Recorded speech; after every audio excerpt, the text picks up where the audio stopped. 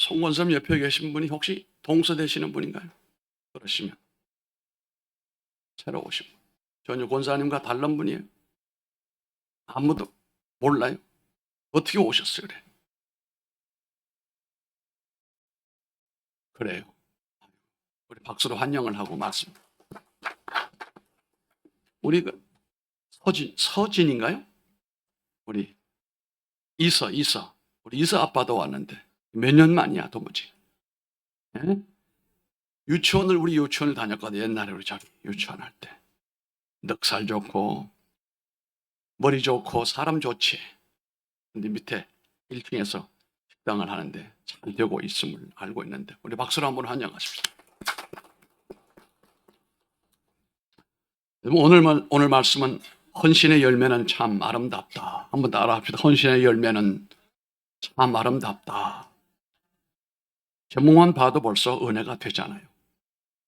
체스터 서워라고 하는 박사가 있었는데 이분은 지체장애자예요. 몸이 정상적으로 가동이 되지 않아요. 그렇지만 열심히 공부를 해서 대학에 교수가 되었는데 교수가 되고 난 다음에도 이 복음을 젊은이들에게 전해야 될 텐데 몸이 자꾸 장애가 오니까 그럼에도 불구하고 최선을 다하여 그 미국 땅이 보통 넓어요. 그 전국을 투어를 하면서 복음을 전할 때 젊은이들이 감동을 받는 거예요.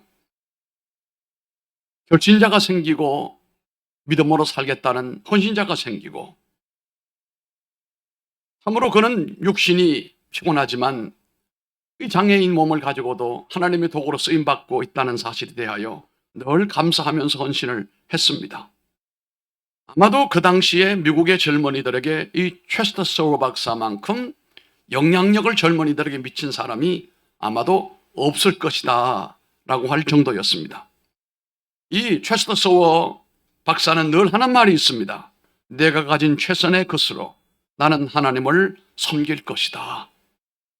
내가 그분을 필요로 할 때 그분이 그곳에 계실 것을 나는 압니다. 이런 고백을 젊은이들에게 많이 합니다. 어느 날 조지아주에 있는 에덴즈라고 하는 곳에 복음을 전하러 가는데 교통사고를 끔찍하게 당했습니다. 몇 사람이 타고 가는데 거기 탔던 사람은 대부분이 죽었습니다. 이분도 의식을 잃고 쓰러졌는데 정신을 차리고 보니까 온몸에 피가 난리가 아니었습니다. 그래도 은검은검 간신히 기어 나오는데 하나님이 예배하신 사람들이 있었어요. 이 차 뒤에 바로 밴 한 대가 따라왔는데 그 밴에 탄 사람들은 전부 간호사와 의사였습니다.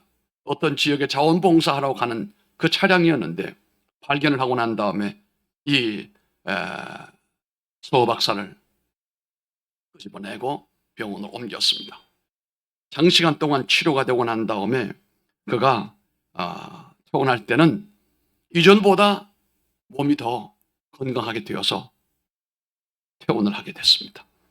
그랬더니 이 체스터 서워 박사는 이전보다 더 열심히 주의 나라를 위하여 청년들에게 캠퍼스 사역을 했다라고 하는 그런 얘기입니다.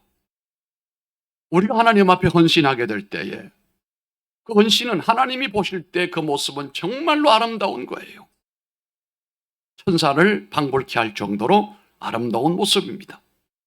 오늘 본문의 주제가 바로 헌신이라고 하는 것입니다. 믿음 안에서 생산되는 헌신은 그 사람의 영적 전투와 그의 삶을 힘있게 만들어주는 원동력이에요. 헌신이 없다면 자신의 헌신과 영적 싸움을 승리로 이끌고 가기가 어렵습니다. 마치 질주하는 기차에 연료를 제공을 해야 가는 것처럼 연료와 같다라고 할 수 있습니다. 성도들이 계속 쉼없이 부지런히 달려가고 성장하기를 원하신다고 한다면 그는 반드시 헌신이라고 하는 연료를 제공을 해야 가능할 것입니다. 성도를 한 방향으로 하나님의 뜻이라고 믿는 모든 상황에서 철저히 살아가게 하는 것이 바로 헌신이라고 하는 것입니다. 우리가 살아가고 있는 이 세상에도 많은 종류들의 헌신이 있지요. 부모도 자식을 낳게 되면 그 어린 자식이 어릴 때부터 독립할 때까지 부모의 헌신이 따라가야 됩니다. 만약에 부모의 헌신이 없게 되면 건강한 모습으로 성장하고 독립하기가 어렵지요. 뿐만 아니라 청년들은 자신의 조국에 대한 헌신도가 있어요. 그래서 우리가 만약에 나라가 전쟁이 일어나게 되면 젊은이들은 나라를 구하기 위해 갑니다. 우리 6.25 전쟁을 경험했을 때에 전쟁을 제대로 준비를 못했습니다만 밀물같이 밀려 내려오니까 저 대구나 부산에서 어린 학생들이, 중학생들이에요. 군번도 없이 학도군으로 누가 권한 거 아니에요. 나라가 망하게 됐는데 우리가 나라를 건져야 되지 않느냐. 3, 4일 정도 간신히 총 쏘는 그 방법만 배워가지고 전쟁에 나갔다는 말이에요. 많은 희생을 우리가 보았습니다만 이것이 젊은이들은 조국에 대한 헌신이 있어요. 그래서 국방의 의무를 감당하는데 요즘에 돈도 많이 준다고 하는데 나는 그 반대예요. 그 진정한 헌신이 아니다. 헌신은 대가를 받지 않고도 할 수 있어야 된다. 대한민국의 남자라고 한다면 2년 정도 되나요? 안 되죠, 그것도. 한번 멋있게 나라를 위하여 헌신을 하리라. 이런 정도의 정신은 있어야 하지 않겠는가. 아내나 남편도 서로에 대하여 헌신이 있어야 됩니다. 결혼이 성공적으로 이루어지게 되려면 상방 간에 헌신이 없으면 절대로 성공을 끝까지 갈 수가 없는 거죠.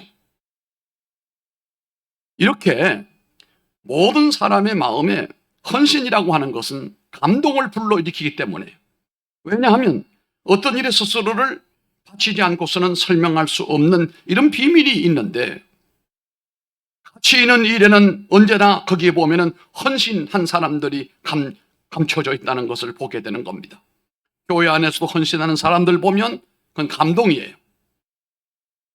살아계신 하나님께 만약에 내가 헌신하게 될 때에 그 모습이 얼마나 아름다운지, 그는 영락없이 천사 같은 사람이에요. 하나님의 마음을 감동케 할 수 있는 사람이 누굽니까? 하나님 앞에 헌신하는 사람입니다. 또한 성경은 하나님께서 성도들의 온전한 헌신으로 감동하는 모습을 보여주고 있는데 하나님이 감동을 받으시는 거예요. 뿐만 아니라 이런 헌신은 사람들에게도 감동을 불러 일으킨다라고 하는 사실입니다. 역대하 30장 12절 말씀을 보면은 하나님의 손이 또한 유다 사람들을 감동시키시니 그들에게 왕과 방백들이 여호와의 말씀대로 전할 명령을 한 마음으로 준행하게 하셨더라 했습니다. 자신을 하나님의 일에 온전히 바칠 수 있는 것이 바로 헌신이라고 하는 것입니다. 헌신은 말로서, 생각으로서 완성되는 것이 아닙니다. 행동으로 마침내 완성되어져 가는 겁니다. 움직이고 나아가야 나타나는 것이 바로 헌신인데, 움직이고 나아감으로 이루어지는 헌신의 내용을 오늘은 3가지 내용으로 함께 나누어서 은혜를 받고자 하는 것입니다. 첫째는 헌신에는 기쁨이 있게 되는 것입니다. 아멘. 자신을 내어 맡겨야 하는 헌신에 어떻게 기쁨이 있을 수 있느냐? 내 것을 나누어주고 베풀어주고 빼주는데 어떻게 내게 기쁨이 있는가? 자신의 모든 소유를 허비해야 하는데 어떻게 기쁨이 거기 있을 수 있을까? 특히 헌신으로 자신의 삶에 어려움이 온다든지 고통이 온다든지 했는데 어떻게 이것을 이해할 수가 있겠는가? 숙제입니다. 그런데 사도 바울은 하나님께 철저히 헌신한 삶의 모범을 우리 모두에게 보여줬던 사람입니다. 그의 헌신은 육체적으로 고단하고 가난하기까지 했는데 그에게는 누구도 알 수 없는 그 속에 기쁨이 충만했다고 했습니다. 오늘 우리가 읽었던 말씀 가운데 24절의 말씀을 보면은 한번 읽어보십시다. 24절의 말씀을 나는 이제 너희를 위하여 받는 괴로움을 기뻐하고 그리스도의 남은 고난을 그의 몸된 교회를 위하여 내 육체에 채우노라. 아멘. 여기 분명히 말씀하고 있는 이 내용을 보면은 복음을 위하여 지금 감옥에 있어요. 그의 몸은 감옥에 불편함으로 묶여 잊고 지치고 힘겨워하는 상태에 있음에도 불구하고 그는 뭐라고 그랬습니까? 자신에게 넘치는 기쁨을 이기지 못하고 이 편지를 쓴다, 이렇게 말했습니다. 하나님께 자신을 온전히 드릴 때 거기에는 반드시 따라합시다. 기쁨이 옵니다. 기쁨이 옵니다. 영적 헌신은 자신이 세상에서 금은 보화를 얻을 때나 다이아몬드를 얻을 때보다도 더 엄청나게 기쁨이 희락이 넘치게 되는 겁니다. 하나님이 원하시는 하나님의 온전한 헌신을 내가 이루었을 때 그 안에 오는 기쁨은 청량할 길이 없는 겁니다. 이 기쁨을 모르는 사람은 한낱 모든 것이 허비로 보일 수밖에 없습니다. 부담스러운 것일 겁니다. 믿음의 정상에 서 있는 사람은 자신의 가진 소유와 자신의 귀한 것까지 다 허비했던 경험이 있는 사람들이에요. 그리고 하나님 주시는 그 기쁨이 가슴에 뿌듯하게 그 기쁨을 누렸던 사람들이에요. 믿음이 없는 사람은 부분적인 헌신 앞에서 끝없이 아쉬워하고 후회하고 거기서 미적거리고 있을 것입니다. 우리는 사복음서 중에 이러한 허비를 발견할 수가 있습니다. 곧 비싼 향유를 가지고 와서 예수님의 머리와 발을 씻겼던 여인에 대한 얘기가 마태복음 26장, 누가복음 7장에 나오잖아요. 이 여인에게 향유라고 하는 것은 그 여인의 전 재산이었습니다. 분명 여러 뜻이 있어서 오랫동안 어렵게 모으고 또 모았겠습니다만은 그러한 재산까지 오늘 예수님을 위해서 허비할 수 있는 헌신은, 이것은 자신을 주님 앞에서 완전히 비우고 완전히 드리는 것이라고 해석할 수가 있습니다. 우리가 하나님 앞에 자신을 드리고 자신을 비우기만 하면 하나님은 그에게 채워주시기를 원하시고 눌러 흔들어 넘치게 하시는 분이에요. 우리는 이것을 하지 않고 채우기를 원하지만 하나님은 여기에 속지 않아요. 주님은 원하시는 것이 네가 비우라, 네가 베풀어라, 네가 나누어라. 그리하면 내가 내게 채우리라. 이 모든 것을 너희에게 더하여 주시리라. 그렇게 말씀을 하시는 겁니다. 헌신은 움켜잡은 사람에게 있는 것이 아닙니다. 그것을 놓아버리고 그것을 주님께 맡겨버린 사람에게 임하는 것입니다. 그래서 어떤 경우에는 헌신은 내가 붙들고 있는 것이 아니고 이것을 놓아놓는 것인데요. 우리가 붙들고 있을 때는 내가 원하는 곳으로 끌고 가지만 이걸 놓아버리게 되면 하나님이 원하시는 쪽으로, 그 방향으로 이것이 가게 되어 있는 겁니다. 그곳에는 아쉬움이나 후회가 절대로 있을 수가 없습니다. 거짓이 있을 수가 없습니다. 그래서 하나님께 온전히 드리는 헌신에는 분명히 기쁨이 넘치게 되는 것입니다. 사사기 5장 2절의 말씀을 보면 이스라엘의 영솔자가 영솔하였고 백성이 즐거이 헌신하였으니 여호와를 찬송하라 말씀했습니다. 이스라엘 백성이 하나님 앞에서 범죄했을 때는요, 그들은 큰 적을 만났습니다. 하나님 앞에 순종했을 때는요, 적이 없었습니다. 불순종했을 때는 어린아이도 감당을 못할 정도로 힘에 겨웠습니다만 하나님 앞에 순종하며 살아갈 때는 그 어떤 원수가 오더라도 염려할 게 없었어요. 어떤 난관 앞에 설지라도 그들이 굴복하지 않았어요. 하나님이 도우시고 역사하셨기 때문입니다. 오늘 우리가 꼭 알아야 됩니다. 헌신하면 세상에서 얻지 못할 놀라운 기쁨이 온다. 두 번째는 헌신에는요, 성취가 따라오게 되는 것입니다. 나는 하나님 앞에 헌신하면 하나님은 하나님의 뜻을 이루신다, 이런 말이에요. 하나님께 헌신은 반드시 그 목적하는 바가 헌신을 통해서 성취되어지고 이루어지게 되는 겁니다. 그 목적은 기쁘신 하나님의 뜻을 이루어 드리는 데 초점이 항상 맞춰져 있습니다. 오늘 본문의 25절의 말씀입니다. 25절 다 같이 읽어보십시다. 내가 교회의 일꾼 된 것은 하나님이 너희를 위하여 내게 주신 직분을 따라 하나님의 말씀을 이루려 함이니라. 아멘. 자신의 사사로운 목적을 이루기 위한 헌신이 아닙니다. 그 어떤 곳에서도 그런 것을 찾아볼 수가 없습니다. 흔히 자신을 희생한 대가를 찾는 것이 인지상정이지만 희생한 것만큼 당연한 대가가 있어야 한다고 믿는 사람도 있습니다만 이것은 잘못된 겁니다. 하나님의 사람들에게 돌아간 대가는 너무나도 엄청나기 때문에 아무런 대가 없이 그것이 어떤 경우에는 그렇게 하고 난 다음에 죽음이 오거나 어떤 때는 매질을 당하거나 고통이 몰려온다고 해도 바울은 감당을 했습니다. 우리가 잘 아는 것처럼 자신을 하나님의 복음 전도하는 일에 온전히 사용했던 스데반을 여러분 잘 생각해 보시기 바랍니다. 그는 오순절 이후에 평신도들의 대표자였습니다. 7 집사를 뽑는 가운데 제일 먼저 뽑힌 사람입니다. 집사의 대표자였습니다. 초대교회 꽃봉오리 같은 믿음의 사람이었습니다. 그가 철저히 하나님 앞에 헌신하게 될 때에 돌아왔던 게 뭡니까? 순교였어요. 순교였습니다. 그런데 그 순교를 당할 때 그 모습을 봤더니 그 얼굴이 천사와 같았다고 그랬어요. 내가 괜히 주님 앞에 헌신했다가 내가 죽는구나. 내가 하지 말 걸 괜히 했구나.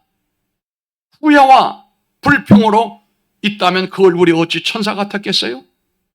하나님, 주님 앞에 온전히 헌신된 거 감사합니다. 죽음이 온다 해도 나는 감사합니다. 그 얼굴이 천사와 같았다고 했습니다. 스데반이 죽음을 각오하고 하나님 앞에 철저히 헌신함으로 말미암아 초대교회의 새로운 지평이 열렸다고도 해석할 수가 있습니다. 우리 성도들은 늘 이렇게 말해야 됩니다. 나는 주님께 헌신하고 주님은 주의 뜻을 이루신다. 내가 헌신하지 아니하면 주님의 뜻은 성취되지 않는다. 힘들고 어려워도 한번 따라합시다. 나는 헌신하고 하나님은 뭐 하신다? 성취하신다. 하나님께서는 그의 백성이 하는 헌신을 통해서 영광을 받으시고 하나님이 원하시는 뜻을 비로소 펼쳐내시기를 원하시는 것이거든요. 이것은 교회도 마찬가지입니다. 그 교회를 향한 하나님의 뜻이 펼쳐질 때 조건이 누군가가 헌신자가 있어야 되는 거예요. 그 헌신을 통하여 아버지의 뜻이 아름답게 이루어지게 되는 것이거든요. 시편 110편 3절에 보면은 이렇게 노래를 합니다. 주의 권능의 날에 주의 백성이 거룩한 옷을 입고 즐거이 헌신하니 새벽 이슬 같은 주의 청년들이 주께 나오는도다. 할렐루야. 이 세상을 향하여 하나님의 거룩한 뜻을 수행할 수 있는 수많은 백성들이 일어난다 이 말씀이에요. 일어나야 됩니다. 특히 이 양재동에 이런 거룩한 백성들이 일어나야 된다는 사실입니다. 아멘 하시기 바랍니다. 지금 저와 여러분의 조그만 헌신이 있을 때에 이 지역에도 어두운 곳에서부터 하나님의 역사가 일어나게 되고 하나님의 영광이 나타나게 된다는 사실을 잊지 말기를 바랍니다. 나는 주님 앞에 헌신하고 주님께 충성했는데 하나님의 뜻은 이상한 쪽에서 성취가 되어지더라. 나는 하나님 앞에 헌신했는데 그 놀라운 역사가 우리 자녀들에게 하나님의 축복으로 일어나고 있더라. 내가 하나님께 헌신했는데 이 지역에 안 믿는 사람들이 주님께로 돌아오더라. 놀라운 일입니다. 하나님께서는 그의 백성들의 헌신을 통하여 하나님의 뜻을 성취하시고 계심을 우리가 꼭 알아야 됩니다.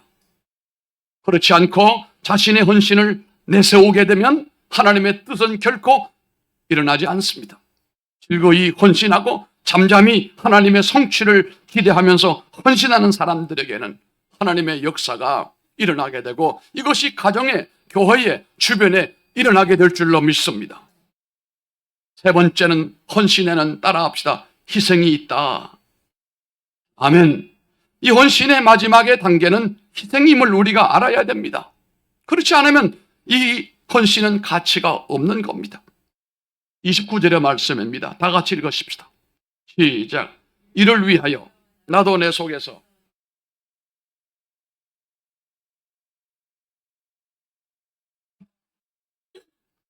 바울 사도는 분명 어떻게 수고한다고 했습니까?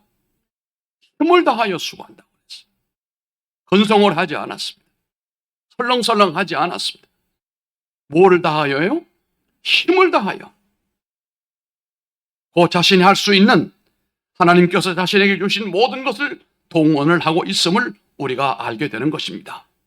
헌신은 자신의 약하고 못난 것을 드리는 희생이 아니라 자신의 가장 잘하는 것, 자신의 가장 좋은 것으로 희생하는 것입니다.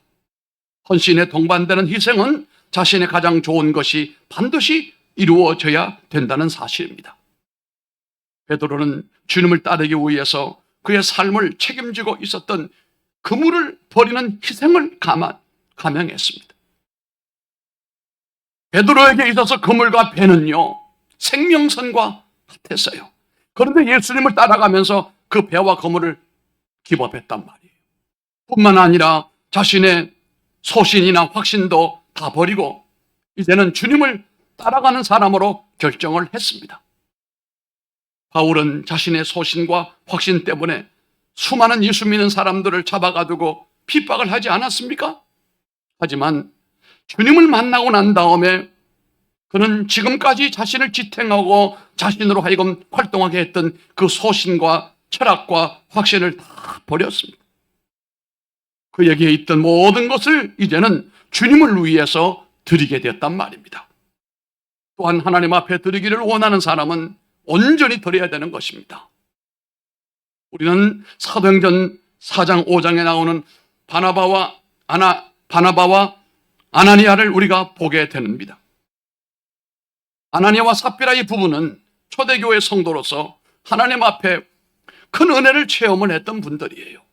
어느 날 자신들이 하나님 앞에 은혜를 깨닫고 하나님 앞에 들을 수 있는 자신의 것들이 있음을 발견을 하고 마침내 부부는 그들의 소유를 팔기로 결심을 하고 실행에 옮겼습니다. 대단한 결정이었습니다. 하지만 그들의 드림은 실패로 끝나버리고 말았습니다. 왜 그럴까요? 온전히 하나님께 드리지를 못했던 겁니다. 그 소유의 얼마를 감추고 성령을 속이려 했던 그것 때문에 실패해버리고 말았습니다. 이 일로 인하여 그 둘은 죽습니다. 그들의 헌신은 물거품이 되고 말았습니다. 여러 성도들 앞에서 두려움의 본을 남기고 말았습니다. 이게 5장 1절로 11절의 말씀이에요. 그런데 우리가 잘 알고 있는 반대편의 사람이 하나 있습니다. 바나바라고 하는 사람입니다. 바나바는 교회와 성도들에게 귀한 신앙의 모델 같은 모습으로 살았습니다. 하나님께서는 억지로 헌신을 원하는 적은 없습니다만 하나님께 은혜를 입고 난 다음에 헌신하는 사람을 축복하시는 하나님이에요. 그는 누구든지 기쁨과 즐거움으로 하나님께 헌신하는 사람이 있을 때는 그 길을 열어주시고 그를 칭찬하시고 복을 주시는 것입니다. 그러할 때 희생은 자신에게 기쁨의 흔적이 되고 축복의 열매로 남게 되는 것이지요. 여러분과 저는 주님을 향한 헌신으로 무엇을 드리기를 원합니까? 마음의 감동을 믿음으로 승화시켜 늘 자신을 쳐서 주님께 바치고 내가 가지고 있는 것 중에서 가장 귀한 것을 주님께 항상 드릴 수 있는 사람이 되기를 원합니다. 절대로 내 것이라고 우기지 말고 하나님의 것입니다. 하나님이 원하신다면 이 생명마저도 바칠 수가 있습니다라고 할 정도로 가야 하지 않겠습니까? 절대로 희생이 있는 헌신을 단번에 크게 하려고 하지 말기를 바랍니다.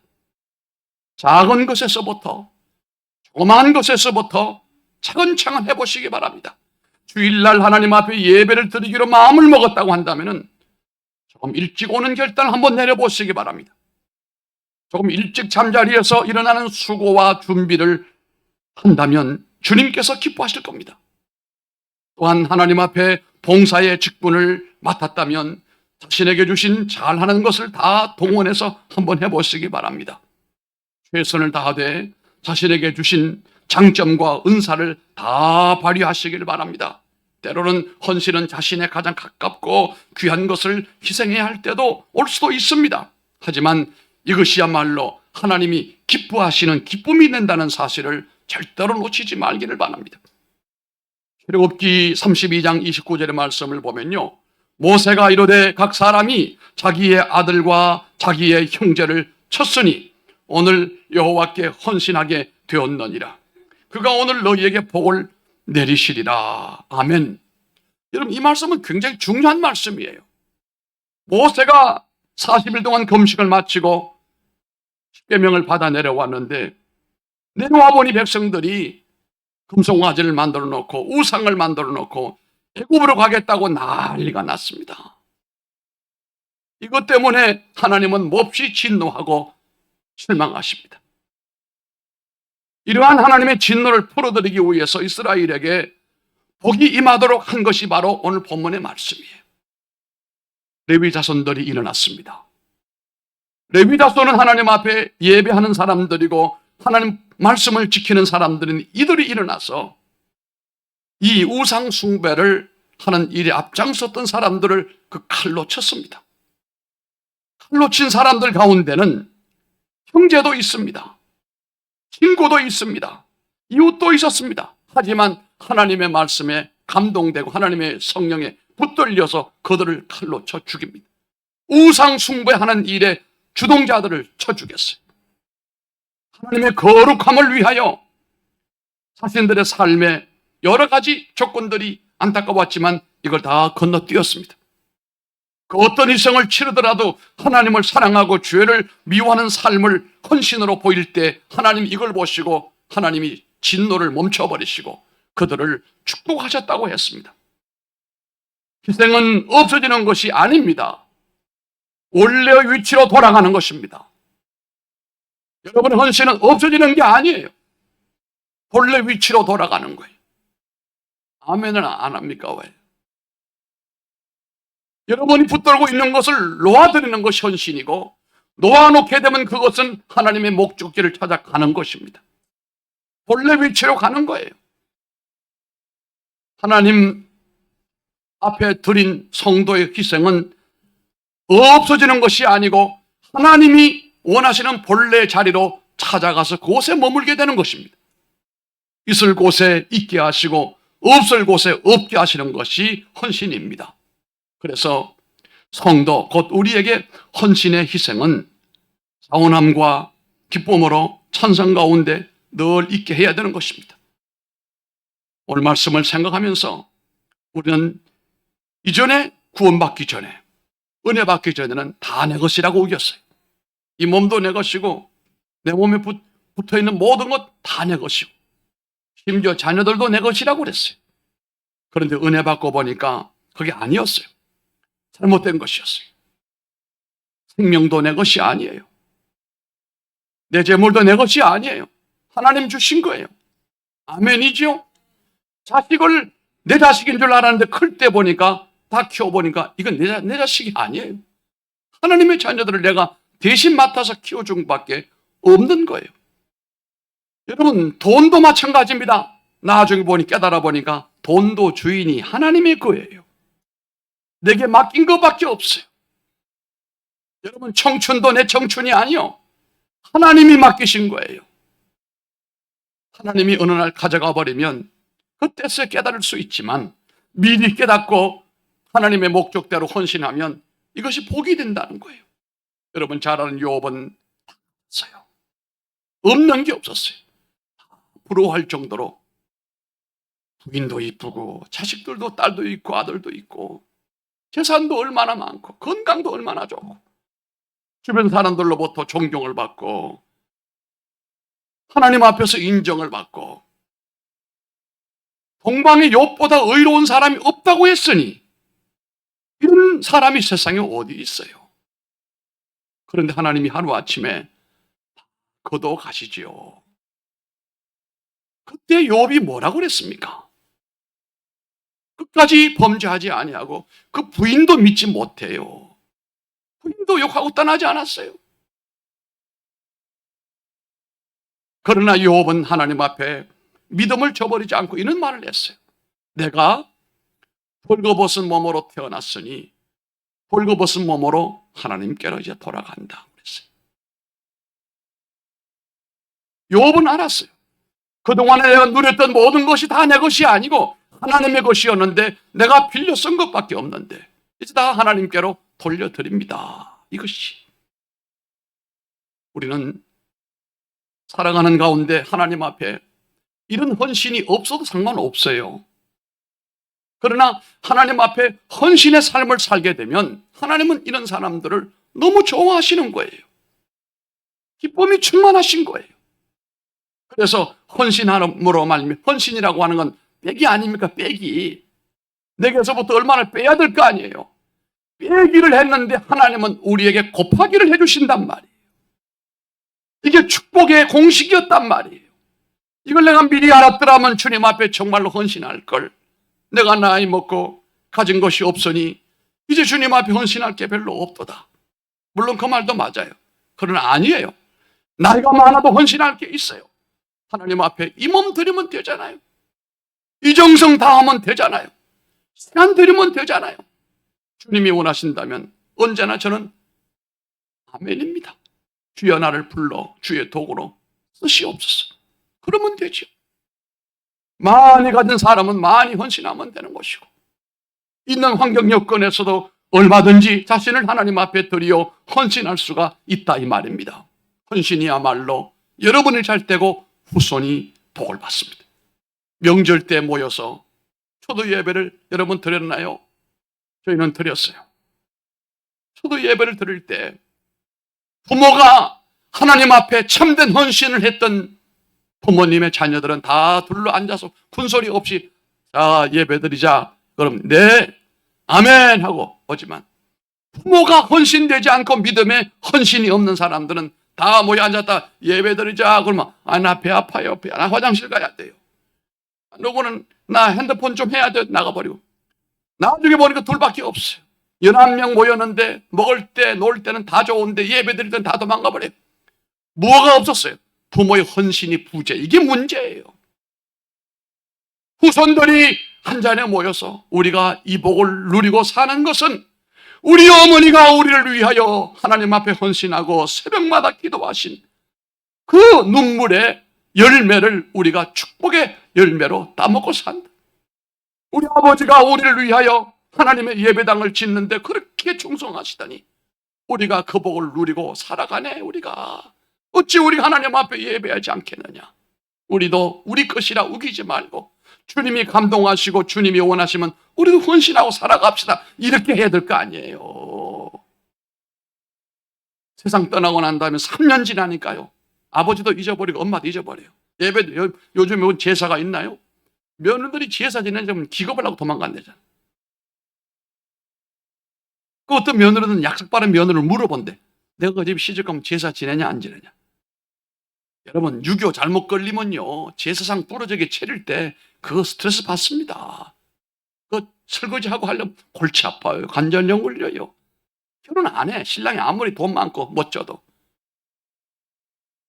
문제는요 우리가 부모가 하나님 앞에 헌신하고 그 축복의 은총을 후손들이 누리게 되면 그 부모가 세상 뜨고 10년 지나고 20년 지나도 우리 아버지 우리 어머니 대단한 분이요. 이번에 제가 좀 늦게 금요일 날 아버지 산소에 가서 우리 형제들이 다 모였어요. 거기서 다 예배를 제가 설교를 했습니다. 우리 아버지 장로님은 내가 아는 우리 아버지는 이런 분이다. 아버지가 저를 참 사랑했어요. 저는 아버지 사랑을 많이 받았어요. 제 위에 누이가 있는데 너는 아버지 사랑 많이 받았지 않은 남 목사. 그 말은 나는 너 때문에 조금 피해봤다 이거지. 그래서 내가 늘 그 누이가 안쓰러워요. 조금 상처가 있긴 해. 뭐 부모도 사람인데 똑같이 다 할 수는 없잖아요. 하기 나름이요. 저 사람 지가 받는 거예요. 뭐 땡기는 게 있으니까 좀 다 잘했겠지. 그건 각설하고 어쨌든 아버지 산소에 다 잔디 우리 조카가 쫙 정리하고 자리를 깔았어요. 거기 떼약 볕에서 1시간을 내니 그냥 예배를 드려서 뜨겁게 하죠. 부흥회를 했어. 우리 큰아버지 산소도 있고 우리 큰형님 우리 여러분들인데 거기서 그냥 부흥회를 했어요. 세상 고생하고 난 다음에 무덤 하나 만들어 놓고 들어누워서 아무런 영향 끼치지 못하는 사람 되지 말고 우리 아버지처럼 무덤에 누워 있어도 다 아버지의 아름다운 신앙과 생활을 추모하면서 추모할 게 있어야 추모를 하지. 그리고 살아계신 우리 어머니가 이제 96세신데 건강하신데 문제는 기억력이 하나도 없어요. 하나도 없어. 아들이 왔는지 딸이 왔는지 뭐 그냥 웃으시는 거예요. 목사님 사모님이 예배를 인도하면은 좋아서 손뼉만 찬송을 부르면 손뼉 쳐. 우리 어머니 이날부터 예배를 그렇게 좋아했어요. 박수를 치면서 아무것도 모르지요. 내가 볼 때는 영으로 와닿는 것 같아요. 영으로. 예배만 들으면 좋아하죠. 기억이 하나도 없어요. 왔는지 딸이 왔는지. 전 그래서 갈 때는 참 좋은데 그 어머니를 등지고 돌아올 때는 참 힘들어요. 어떤 데는 막 2, 3일 동안 힘들고 안타깝고 아무것도 모르시고 거기 계시는데 그랬더니 어떤 제 친구 장로님이 목사 그래도 살아계시니까 좋은 거 아니야. 나는 어머니 7살 때 떠나는데 얼굴도 이젠 모른다는 거예요.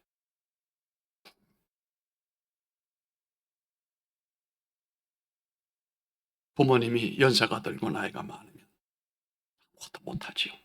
그러나 하는 게 한 가지가 있어요. 그게 바로 영향력이라고 하는 거예요. 그 영향력은 다른 거 아니에요. 자식들을 위해서 헌신하고 하나님 앞에 헌신의 공로가 있는 사람들은 후손들이 영원히 잊지 아니하십니다. 기도하겠습니다.